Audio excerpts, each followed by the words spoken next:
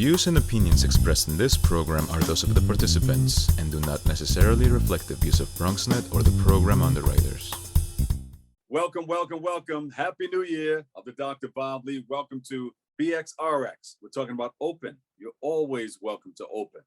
We got a lot coming up on today's show. We'll hook you up just like we owe you something, all right?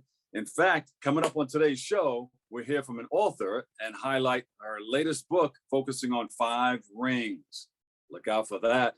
And then we'll learn about some innovative ways to approach helping and healing mental health while navigating this new COVID variant. Then we'll dive into the details of the book that is helping our kids become self-actualized. We'll find out more about that.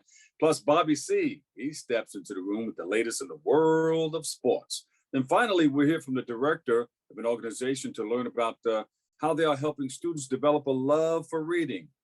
Also very important. Kick off your shoes and relax your feet. We are now wide open. Here we go.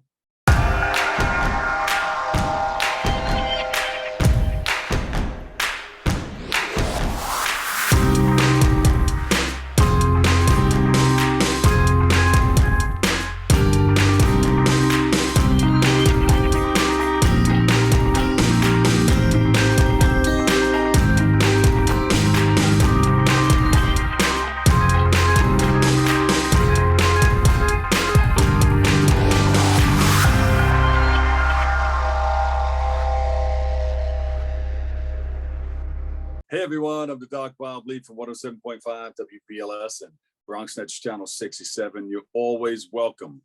I'm your host and you're watching Open. It's that live interactive program that brings the Bronx and New York City straight to your TV set so you can stay connected to us through social media at BronxNet TV. Leading things off, we're joined by a transformational coach and an Amazon bestseller and personal branding specialist. And she joins the program today to speak about her book, The 5 Rings Methodology, and highlight her work with women through Women Dream Boss International Community. So please welcome to the show, Beth Casaspanza. It's an honor. Thank you so much for having me here. I'm so happy. Now, Beth, you're in good hands. You got an opportunity to work with John Maxwell, a certified behavioral analyst instructor. And then you worked also with John Canfield, a certified success principal life coach and personal branding specialist. How did that feel to get such work with so many greats? Well, we need to grow and continually grow. Then indeed, in this search for personal development, I searched for different coaches around the world, and I found that John Maxwell and Jack Canfield too. I am Jack Canfield trainer certified too. Both of them have a real base in coaching and real tools that can help other people. Then that's it. I said, here is the place to be. And now I am John Maxwell team, and I am working with all the tools that Jack Canfield does too. Yeah, the principal's life coach and personal branding specialists. Yes, exactly. Imagine Jack Canfield has, I think has a lot Amazon bestsellers and New York Times bestsellers. Is considered the #1 success coach in the world. Yeah. And that we have these coaches alive that they can work with us. I think we cannot miss that. We need to take all of that and study with them and well learn. Yeah, and this is great. I mean, it's no secret anymore. Of course, Jack Canfield is a part of the secret. Whatever you think, that's where it's going, you know. So it's a beautiful thing. What is the main subject behind the book, The 5 Rings Methodology? Just touch it for a second there. It's a guide for women, and it's a guide to take these women where they are today to where they want to be. It's like a bridge. It's like a roadmap in English, you have this amazing word, roadmap, that we don't have in Spanish. And I work with Latin women in Spanish, and I have trouble finding a word that helps to describe exactly what the 5 rings methodology does, because it's a roadmap to success. It's a bridge that can help you with different tools and process and exercises. I always tell that the readers write more than me, because it's that kind of book with feedback that you have questions and you need to answer, and is a methodology. The 5 rings is a methodology that transforms your life, because it's impacting you. It's helping you to cherish who you really are, what you really like, and brings you tools to improve your lives. So how do you say in Spanish, blueprint? Blueprint. Same as roadmap. Yes, maybe way, right? Camino, like a way. But roadmap is a concept. That's the amazing thing. When I came from Barcelona, where I am from, and I came here, and I came in Florida, and I'm in Indianapolis now, but I was in Florida for 5 years. And I told my family and friends in Barcelona, I told them, it's not about English, it's about values, culture. And American culture has the success, the concepts of success in their blood. For example, in America, you have concepts like goals. You talk about goals, and any American understand the concept behind that. Right?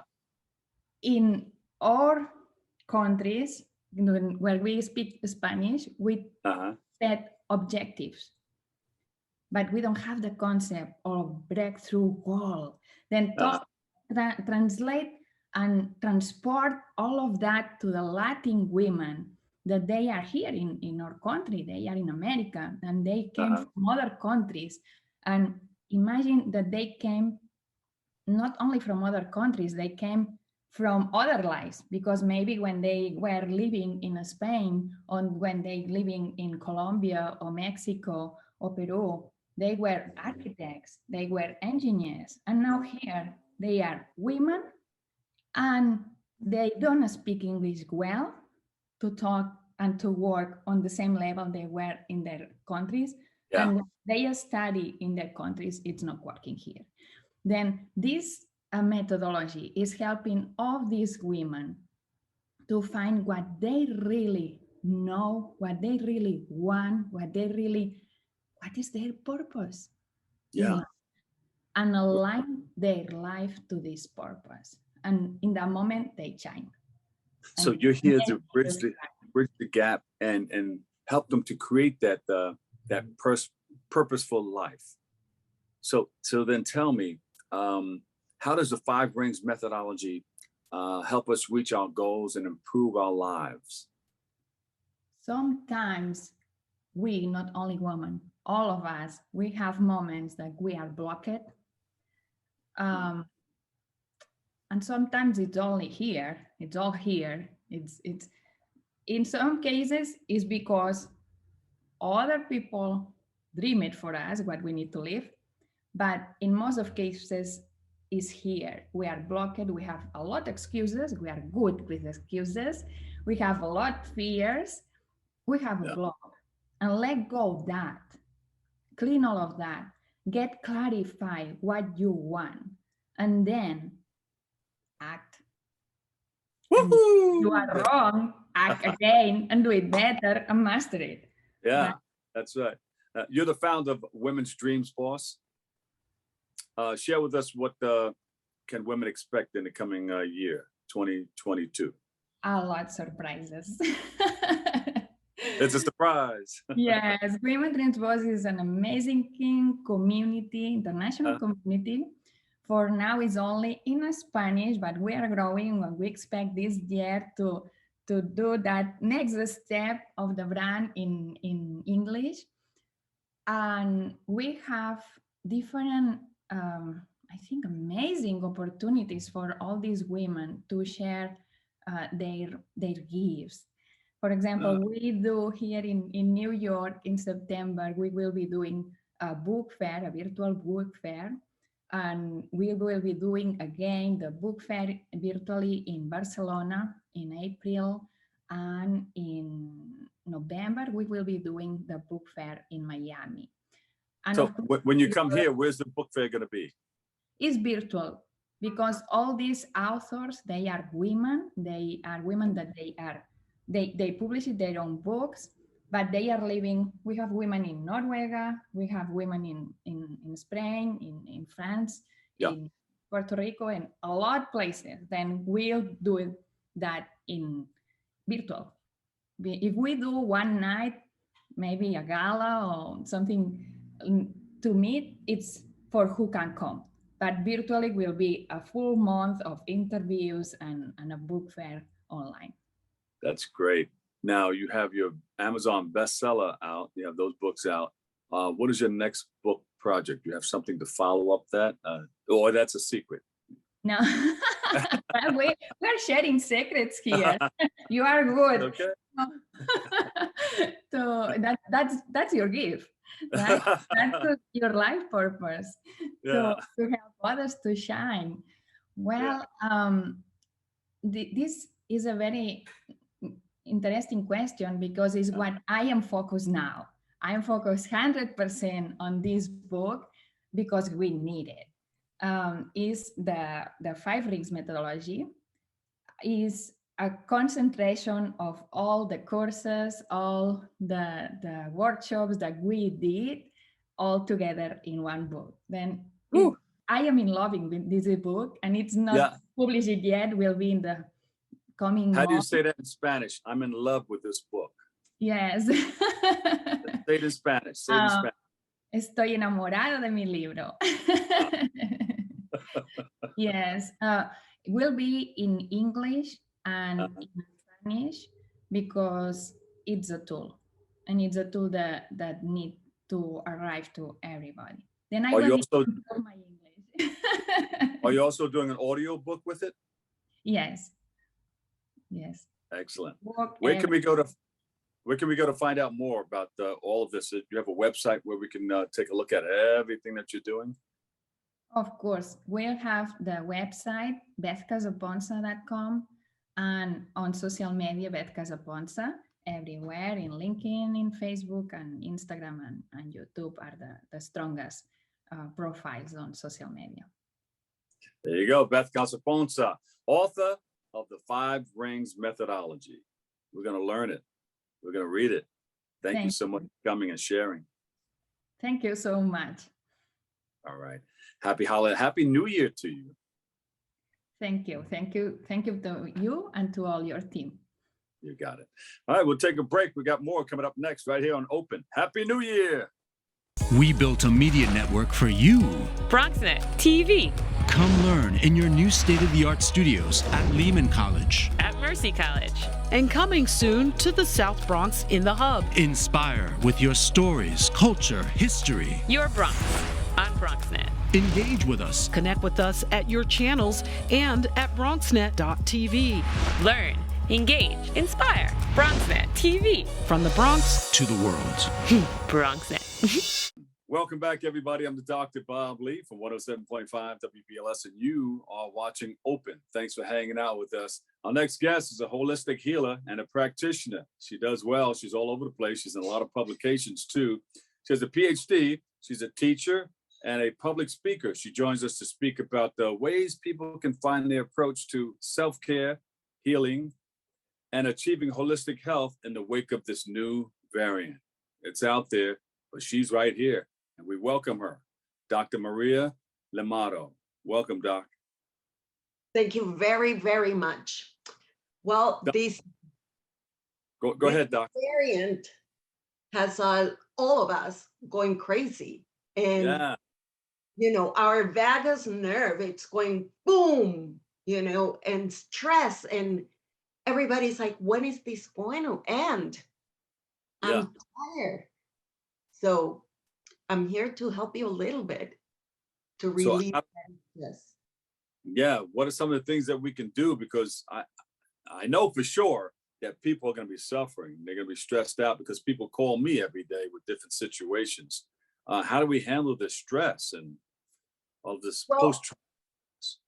yes, one of the things that everybody has to recognize at certain level is if you have COVID post-stress syndrome, which is grief, stress, Yeah, uncertainty, not being able to move forward, and not being able to see the future. So all of those are a formula for disaster, because we're going to see a lot of people coming up with deep depressions. But the most important thing is to take care of yourself first and yeah, opening up a window to see that there is help outside. Not everybody, unfortunately, for whatever reason, have the ability to get mental health immediately. The first thing that we're going to do is put your hands over your heart, crossing your hands, and you can take 3 deep breaths.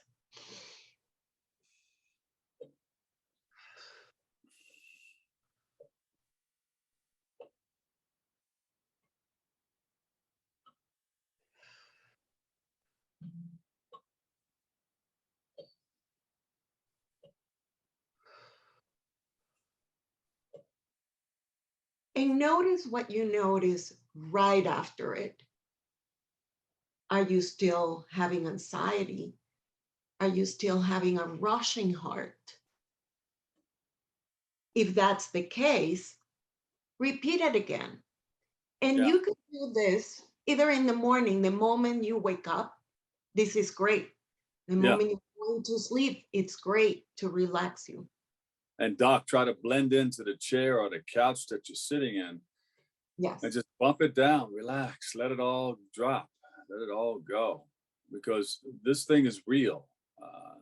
The traumatic syndrome is very real, and people think, this stuff is not real. COVID-19 is not real. This is just something, they're just pumping it up on the news so they can, create a sensationalized program. No, this is very real. And Doc, you know that. Yeah. One of the things that I would tell everybody is try not to look at the news or the newspaper every day, because of course, we being in this situation, it's going to be 2 years. So it's real. But the most important thing is that you have to move forward and start taking care of yourself in different ways. Good food, and especially good emotional first aid care. Yeah. Some other exercise that I have, which it's very natural and intuitive, and we don't do it. It's embrace ourselves and sing that song that when you were a kid. You can go row, row, row your boat gently Down the stream, merrily, merrily, merrily, merrily, life is but a dream. Row, row, row your boat gently down the stream. Merrily, merrily, merrily, merrily, life is but a dream. One particular thing that happens with this song is that you have the sensation of, or the feeling that something is being lifted off out of your body. Yeah. So that's another thing that you could do. And that's the stress. And that is your vagus nerve telling you it's time to relax. Yeah. Right? And Doc, you have a lot of training in this. Give us a little background. You have to do this at the beginning. Give us a little background of what you've been through to acquire a lot of this training. Well, originally I was a geneticist and I went to medical school, but I decided to become a researcher.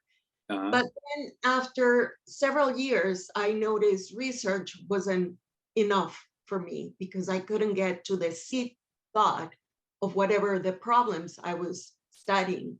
Yeah. So finally, I studied energy psychology and many holistic modalities. And that's when I went, aha, there is a biofield, like everything. That's what I tell everybody. When you go to geography classes and they tell you, okay, the planet Earth has atmosphere, stratosphere, all those layers. Guess what? Our body has it too. Yeah. So what's happening out there is happening in here. Exactly. So if one of those. And what's happening up there and happening in here is happening microscopically. Absolutely. And every cell also have all of those layers. So if one of those layers is not working, and we have a big example in the planet Earth, like the ozone layer is not working. So things happen to the planet. So same thing happens to us. So when we take care of those emotional, mental, energetic layers, we have more wellness, we feel better, and we start working from our heart, and everything works out. That's actually the secret of the secret. The secret of the secret. I like it. Yeah. That, you know, Doc, that's a book right there. The secret of the secret. Yeah. I won't tell anybody else. Okay. You not. You can do it. I'll back you with it. Thank you. Thank you.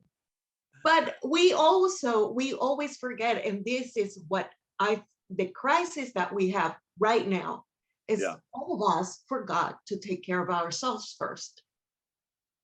Because the virus is real, but it would have been a different story if all of us were healthy in different ways, because it probably would have been a virus that, it came, did some damage, but all of us recuperated like that. Like that. What are some of the other things that we can do to keep ourselves healthy, not only physically, but mentally? Mentally, I have a great exercise, and it's integrating both hemispheres, especially if you're in a computer and you're sitting like us. And when you speak of hemispheres, it means the left and right side of the brain. Is that correct? Correct. Left and right of the brain. A lot of us, and you can notice that when you see somebody walking and it's wobbling, you can go, it's not integrated. Yeah. Or when somebody stumbles into words, you go, not integrated. Or when somebody, that happens to me from time to time. Yes. But that's what I call emotional and energetic hygiene. Yeah. You have to do these exercises every morning. And one of those is, let me move a little bit backwards. It's like that. Okay. And touching one of your knees and singing at the same time, looking to a fixed point. Okay. I love you. You love me. Exactly. We get together. You see, we could do it sitting down or standing up. So it's really easy. I do that. Doc, you don't want me to do that right about now. Okay. The other wonderful thing that you could do is find those stickers that are circles. Yeah. And you need a red one and a green one. And you're going to put it side by side. Well, the red one is going to be on your right side of the camera in your computer. And then the green one is going to be on the left side of your computer. Okay. What it does, your brain, it's trying to integrate both hemispheres, and it's trying to look brown, the color brown. Yeah. So if you're all the time in front of your computer, camera on or not, if you have those dots in there, it is wonderful. It is making your brain work more relaxed. Wow. Integrated all the time. Shucks. Easier. I got to try that, Doc. Yeah. I got to try. Now, is all of this on your website? Can we find all of this on your website? No, you can just listen to me because it's coming into my book, The Secret of the Secret. Yeah, there you go. You held up a pamphlet a little while ago. Let me see that pamphlet. this pamphlet is, I belong to the ACEP. It's Association for Comprehensive Energy Psychology. Yeah. And we are an association that is trying to bring science and spirituality together. So we make sure that whatever we're doing, it's published by peer-reviewed journals. And we have a lot of support for people to go into this website. And we have R4R support. It's the website of the resources. And I'm going to give it to you so you can share it with everybody who's watching. And here we have basic exercises that you could do every morning or in the afternoon, or when you feel that your world is crumbling down. I love it. Protect yourself. Doc, we have to continue to protect ourselves. Doc, where can we find more information on this? Do you have a website we can go to? I have my website is marialemardo.com. marialemardo.com. Yes, and you can follow me on Instagram, Maria Limardo, PhD. Thank you. Maria, we love you. Thank you so much. Thanks for sharing, and come back again, okay? Thank you, Dr. Lee.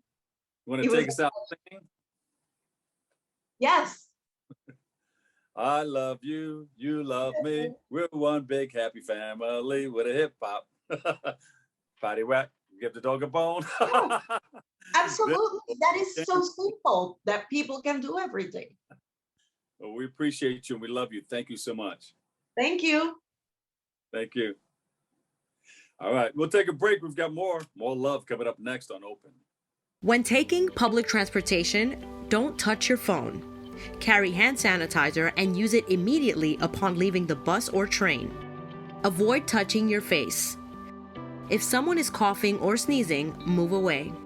Wash your hands with soap and water as soon as possible. Limit contact with poles. If possible, avoid rush hour. Don't eat or drink on public transportation. Keep your bag off the floor or other surfaces. Avoid directly touching turnstiles. Stay up to date with the latest from your local health department and CDC.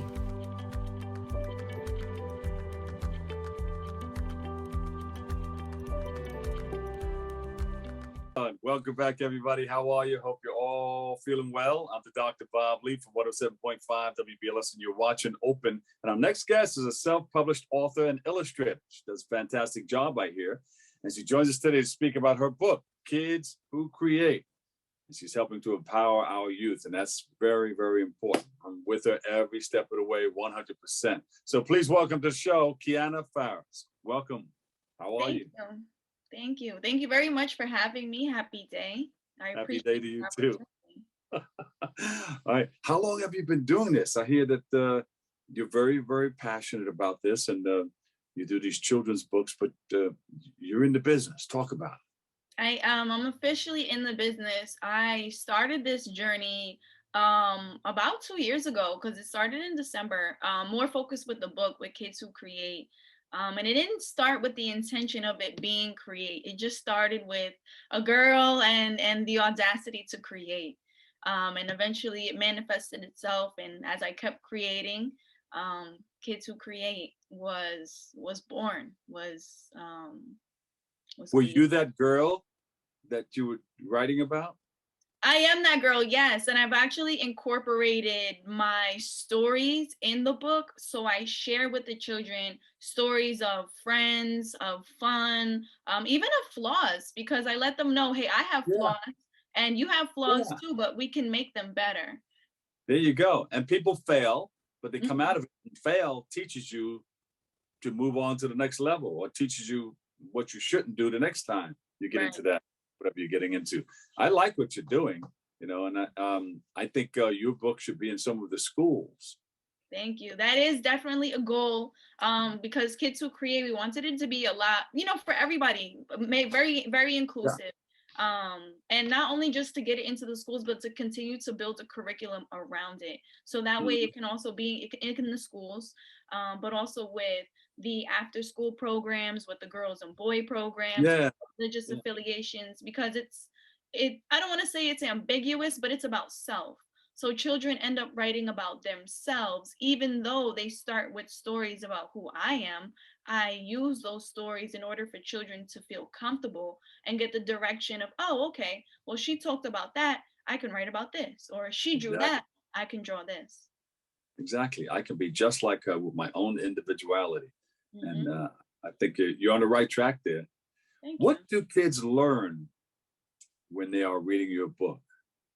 Kids learn about a few different things because I try to really challenge their perspective. And so they learn about self. They also learn about how the people around them are involved in who they are. So one of my favorite passages from the book, it talks about family. And I mention in the book that our parents say I love you in different ways. And I use examples in my personal life when my mom says, put on your seatbelt, or dinner's ready, or I did this for you, I got this for you. And so I bring awareness to children that just because our parents might not always say, I love you, they show it in different ways. And so I have children, I put them in a different perspective. And I gave those examples, and now I ask them, well, how do the people in your life show how they care for you? And then I switch it again because it's about perspective and it's about self, but I also switch it. Now I go, okay, and how do you show those people in your life that you care for them? Yeah. So they get to see this journey of who they are and a little bit of their life. And it's like the book is like a screenshot of who they are during this time of their life. Yeah, it helps to create the awareness, right? Who am I? What am I about? And vocabulary too. I don't take it easy on the kids. I do not. It is challenging. There are some very difficult words in there, and even little difficult concepts, for them, because I wanted them to be challenged. And then you have words from the wise. Yes, Words from the Wise is actually the first. It's not a children's book. This one's for adults, but this one I took quotes, I curated quotes from different accomplished individuals. Same thing, from people from all different walks of life, because I wanted it to be inclusive, and I wanted adults to be inspired, no matter where they are in their journey, no matter how discouraged they may feel. Unfortunately, I want them to know that they're there in that situation for a reason. Yeah. There's lessons to be learned. And Kiona, we're in a pandemic. How has the pandemic contributed to your writing or not? The pandemic has allowed me to really take a greater look at my writing. I had been writing before the pandemic, but a lot of the topics and the concepts that I had been writing about, I realized that as the pandemic was progressing and we became into a lockdown, that there were a lot of concepts that were imperative for people to be dealing with in their life. So like the children's book, with the reading, writing, and drawing, it really helps children relieve stress. It helps them develop their communication skills. They're able to enhance their critical thinking skills. And for Words from the Wise, when it comes to adults, it's helping them deal with their conflicts as well. Because you're hearing real quotes from real accomplished individuals. And once I particularly didn't put the bio of these people in the book because I want that to be done for themselves. So they research what this person has been through, and then they can be like, wow, well, if this person made it from here to there, then I can do that.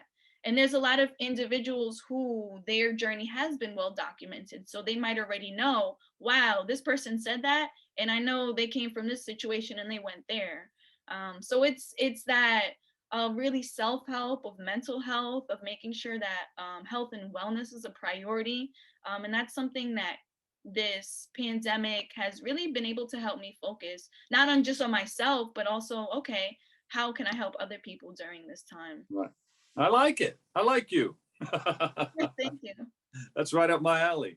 Helping others get what they need out of life. That's very, very, very important. Talk about you have any future events that we should know about, that we should come and cover or try to cover Anything coming up like book signings or anything that you're doing that we should know about? The book signing is a little bit under construction right now because I'm still trying to figure out how I can put it together.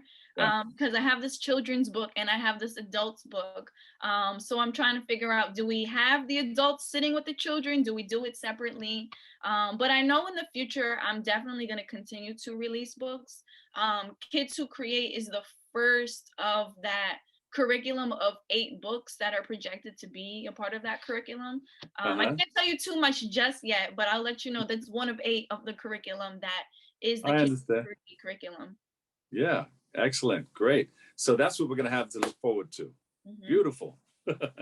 Excellent. Website? Website is very cool. And you won't forget it because it's not your traditional .net.org, but it's kidswhocreate.xyz. Woo! All right. I know, put a little spin there. Kidswhocreate.xyz. Yes, sir. You can't forget that. No, I hope not. But listen, thank you so much. We really, really appreciate you coming on. And when you get into those next steps, please come on and let us know. We want to tell the world about what you're doing. I appreciate that.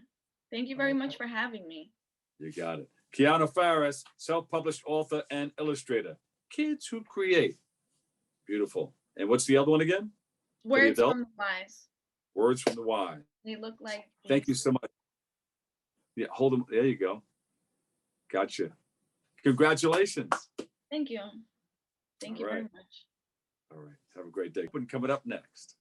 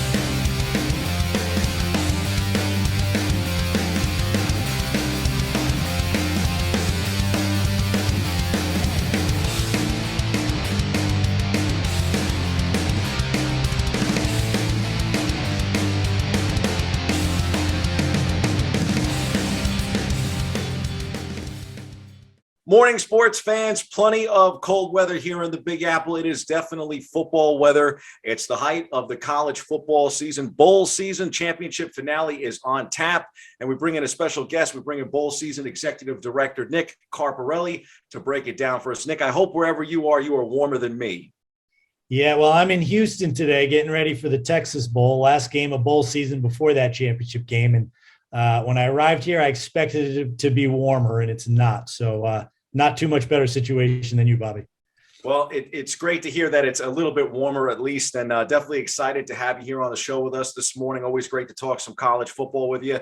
And I guess for the fans at home that aren't aware of what your job is and exactly what bowl season is, I figured that'd be the best place for us to start. So what does your job entail, and what exactly is bowl season? So think of bowl season as March Madness for football, right? It's different, but the sports are different. College football is unique.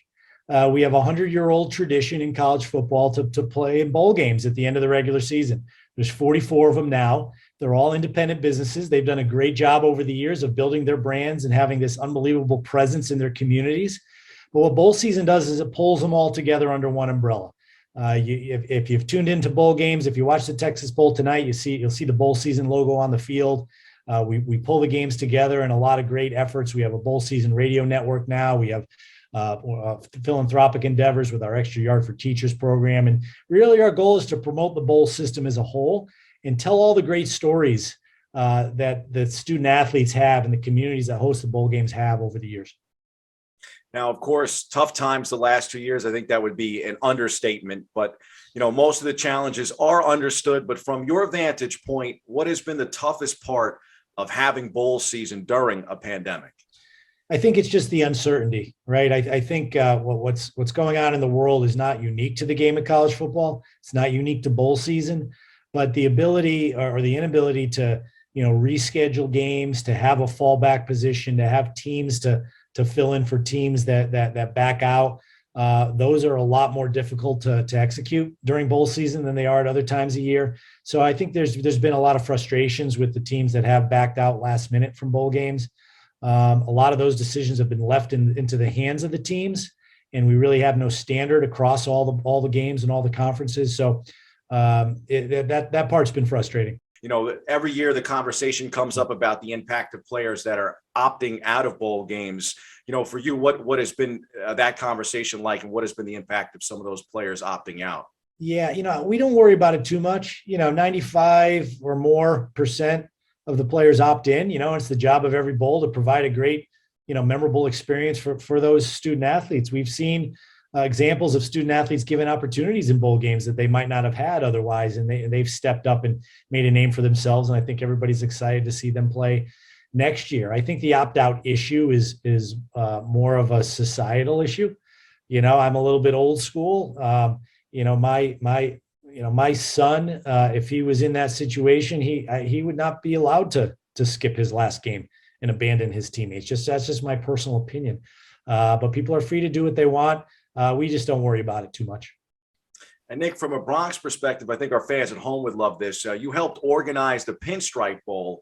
That's the only Bronx Bowl game. What was that experience like? How proud Bobby, of you? I'll tell you, I've been very fortunate in my career to have some great jobs working for great people, and I have some, a lot of personal great stories to tell. That one might be my favorite simply because I grew up a lifelong Yankee fan. I'm passionate about that organization.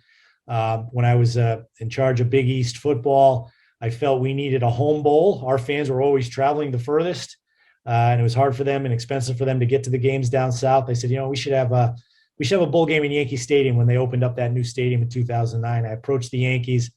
They loved the idea. We worked together to start it, and they treat me very well. I feel like it's a part of their family whenever I come to a game, and that game has grown tremendously in the 12 years. It's a teams in contention for that game each year, depending on their season, really lobby to go there. Because as you know all too well, New York City over the holidays is a pretty special place to be. Absolutely. And our BronxNet cameras have covered each of them, including that very first one. This year's edition, totally lopsided. Maryland just absolutely crushing Virginia Tech. Any thoughts on that game? Yeah, it was probably, actually, I'm pretty certain it was the most lopsided Pinstripe Bowl. We've had so many competitive ones, overtime games. That one was a surprise, but you never know with a team like Virginia Tech. They're going through a coaching change, and you never know what was going on in their head. But certainly Maryland came to play and put on a great show. Definitely got to ask you too, of course, about the playoff itself and the two semifinal matchups. Your thoughts on Georgia shutting down Michigan and Alabama running past Cincinnati? Yeah, well, I watched the Alabama-Cincinnati game on TV. I was in Miami, so I was at the Orange Bowl. Certainly not the most exciting games in bowl season, despite the fact that they were semifinal games. I appreciate the importance of the playoff. I think we all want to see a playoff and a mechanism to crown a national champion. People talk about what's the right number. What should we expand it to?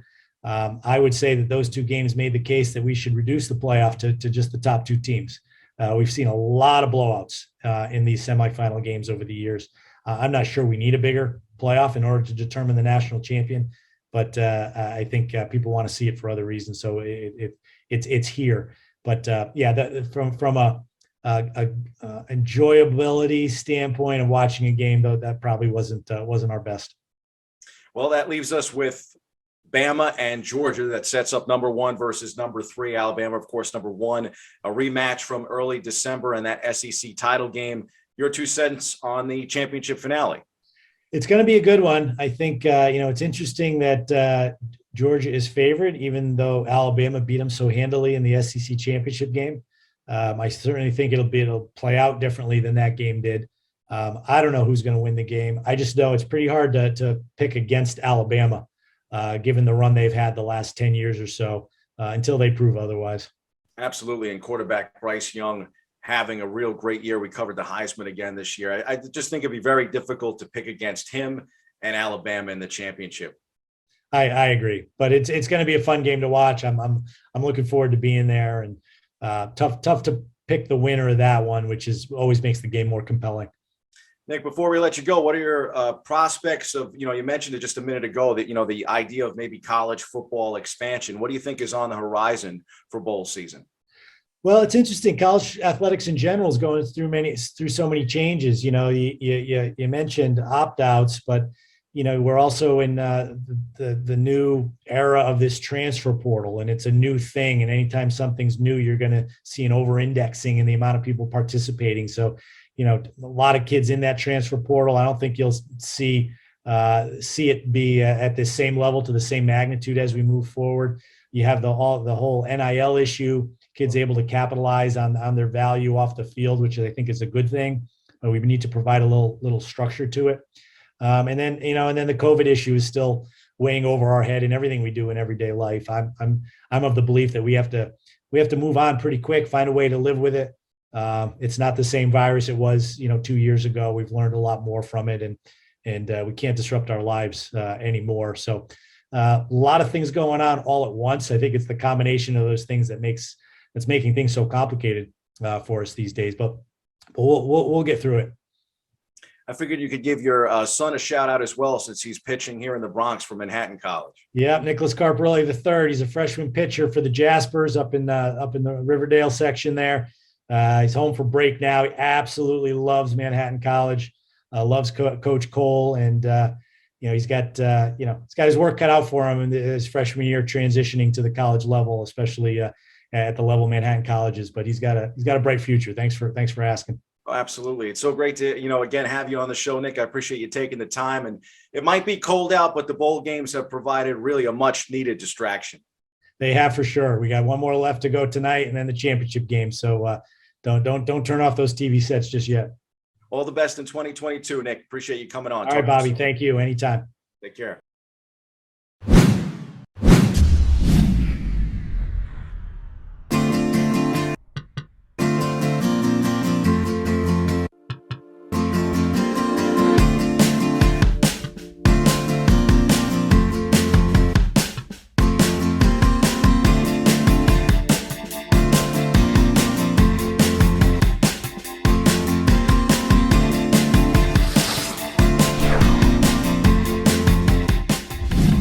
Welcome back, everybody. Here we go. Our next guest is the executive director of Meet the Writers. No stranger to the show, Meet the Writers Incorporated. They've been on before. She joins us today to speak about her organization. Please welcome to the show our wonderful person. Give her a big hand, Michelle Weissman. You see all the people going like this, Michelle?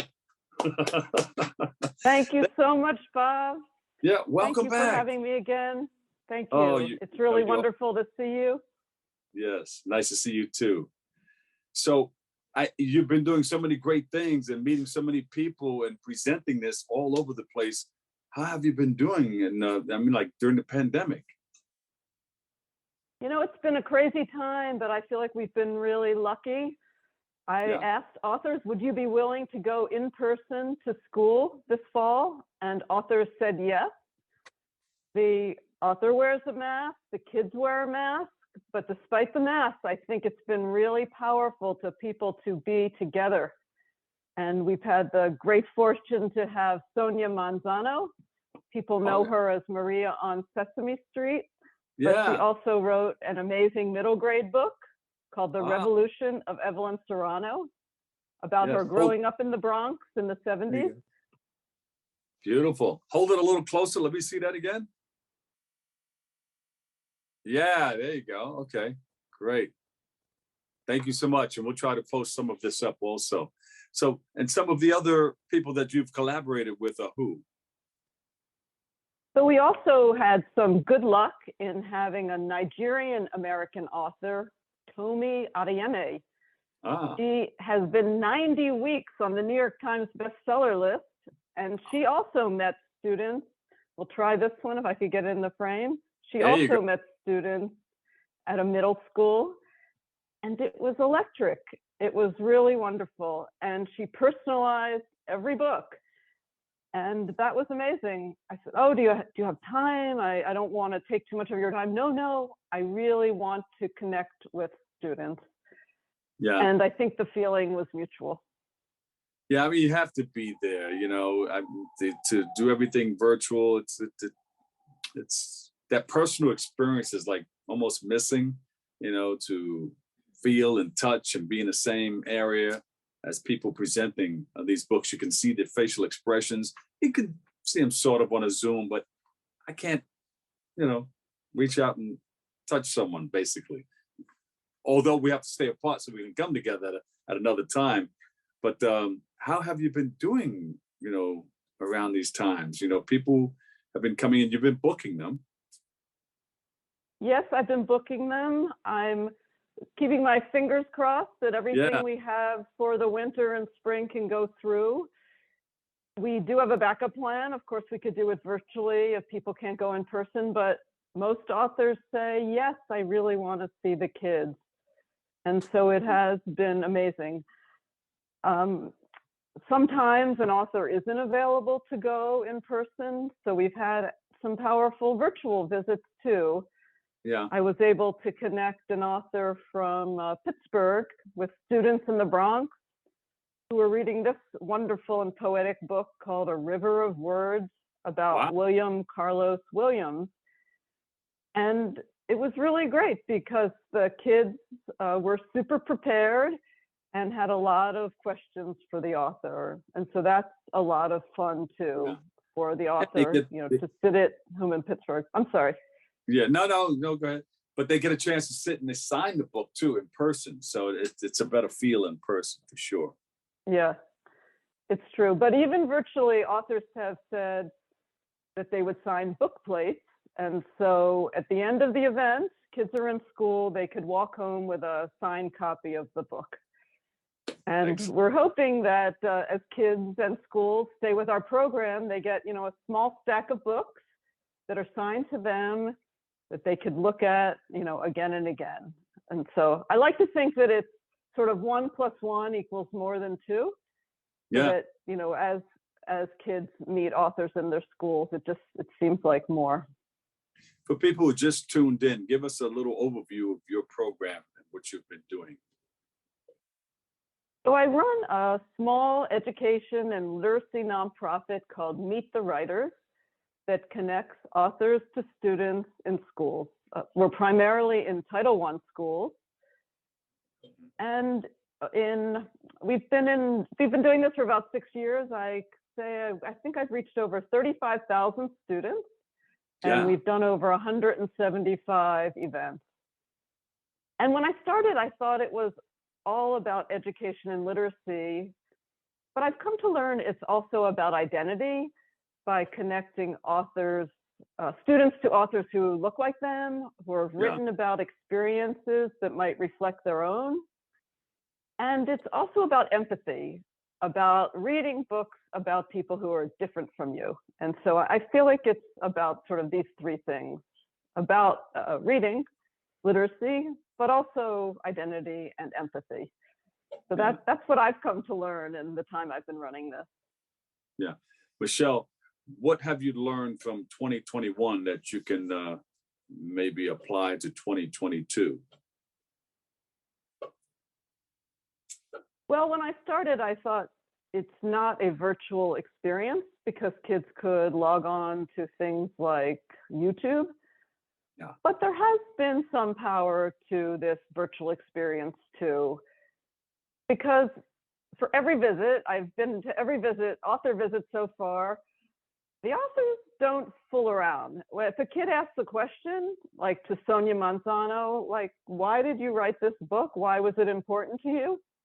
She tells them, you know, she tells them, this is what's true for me. This was really important to me to write a book about my experience growing up and to document, you know, Puerto Ricans in the Bronx in the 70s. I didn't see that, and I wanted to write about that. Yeah. And so even virtually, I feel like authors are able to communicate, this is the truth for me. Like, I'm going to tell it to you straight. And I think kids appreciate that. Yeah. Anything coming up that we should know about? anything coming up? Well, I do have a lot on the calendar, which I'm excited about. You know, every event I'm excited about still, even authors who I've heard 5 times, but there are a lot of new authors on the calendar who I'm excited about. Let me think. Let's see. You know, I'm doing some very big events with a group of the Department of Ed called MSQI, the Middle School Quality Initiative. Yeah. And we reach hundreds of students that way. And I'm really excited. I have an event coming up with Mandy Gonzalez, who wrote a book called Fearless, and she's currently starring in Hamilton on Broadway. Oh, and great. So that's been really exciting. I attended an event where she did it from her dressing room. And so I'm hoping that she could do that with us. Hopefully Hamilton will be able to run, COVID notwithstanding, and it would be fun if she could again join us from her dressing room. Yeah, I mean, But right? Work from wherever you're, and that's exciting too. What's happening backstage, you know? Right. Doing right from her dressing room. Yeah, it's really fun. Yeah. And the last time I heard her, she broke into song. So I think that would be really great to hear her sing, hear her talk about her journey to how did she end up on, you know, in Hamilton on Broadway and being a kid who maybe wasn't so fearless when she started. So that's something I'm looking forward to.